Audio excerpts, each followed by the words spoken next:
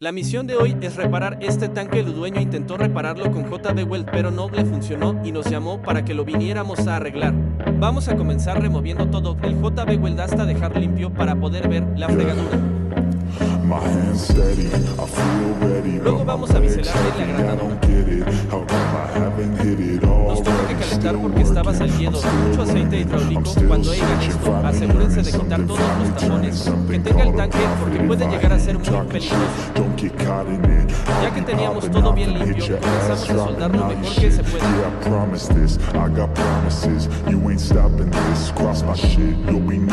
Ya que terminamos de soldar la gretadura, vamos a cortar un plato para ponerlo encima, para garantizar y asegurar que no siga ligueando.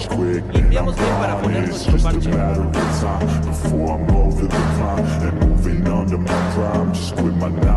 Lo volteamos bien.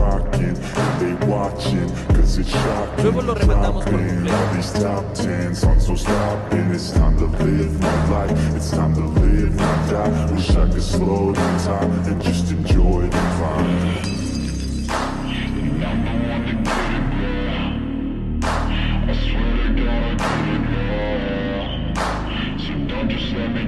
Yeah, let's go.